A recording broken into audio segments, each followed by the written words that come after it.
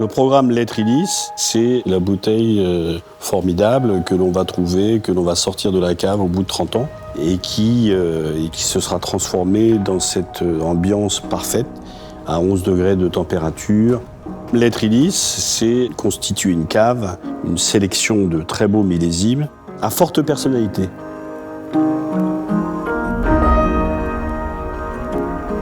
Le programme Vintage Lettrilis, c'est un tiers des origines qui font nos autres grands vins. Donc c'est zoomer un petit peu, non seulement sur une région, la montagne, mais en même temps sur un village, plus particulièrement Verzy dans le cas du vintage.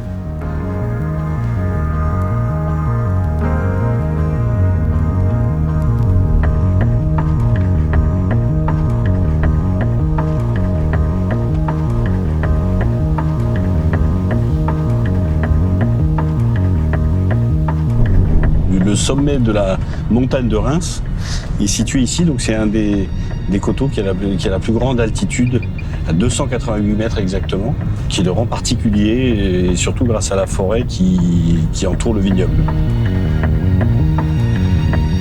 Sur ce coteau plutôt frais, plutôt septentrional, on bascule doucement vers une exposition plutôt sud, et donc sur des vins qui vont avoir un éclat, une brillance, une intensité aromatique supplémentaire grâce à ce supplément d'exposition solaire.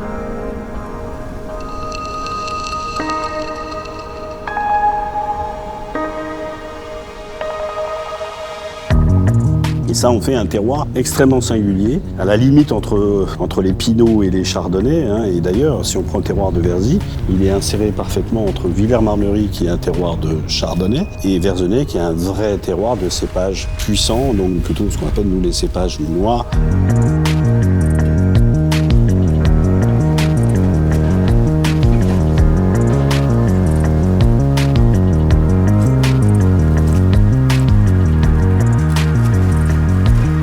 Donc ici, c'est la parcelle principale, c'est le cœur de domaine, donc les Baillons, qui font 1,71 hectare.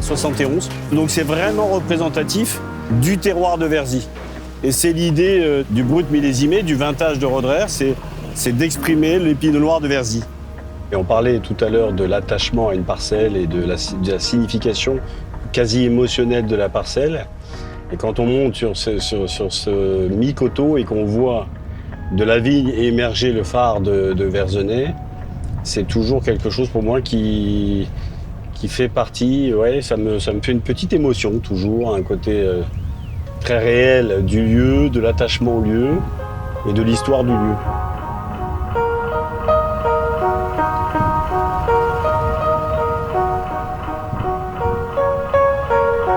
C'est là que Louis Roederer décide en 1840-1850 d'acheter ses premières vignes qui donnent les vins les plus raffinés, les plus délicats de la région.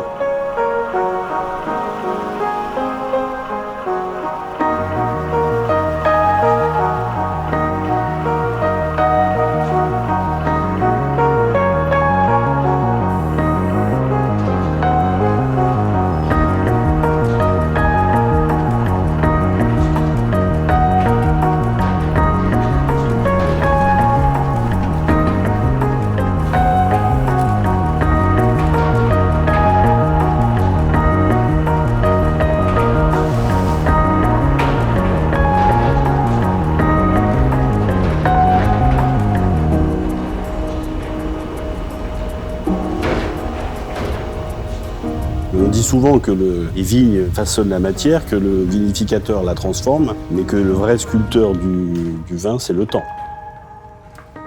Sur 96. 96 Oui. Petite poussière dessus. Bon, heureusement, elles vont être nettoyées. Ça fait partie de l'histoire. Toute l'astuce d'un bon vieillissement, qu'est-ce qu'on appelle un bon vieillissement? C'est un vin qui, malgré son âge, ne fait pas son âge.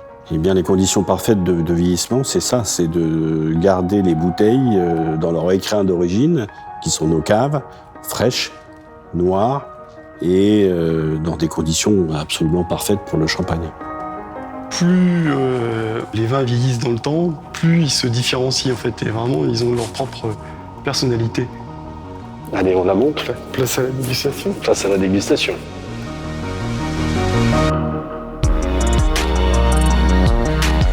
Je pense qu'aujourd'hui, il est temps qu'on redéplace le curseur vers quelque chose de plus gastronomique. Les accords mets et vins, ils sont infinis.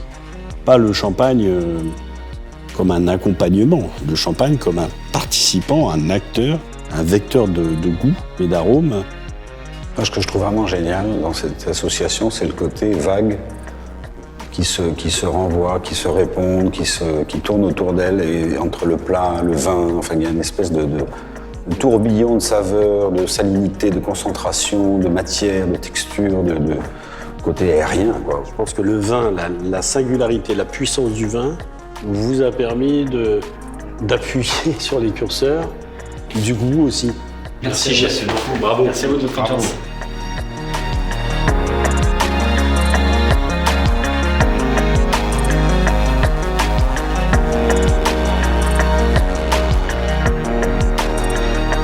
Cette sortie du programme Lettres, c'est presque un des moments les plus importants de la maison parce qu'on montre la profondeur de notre engagement.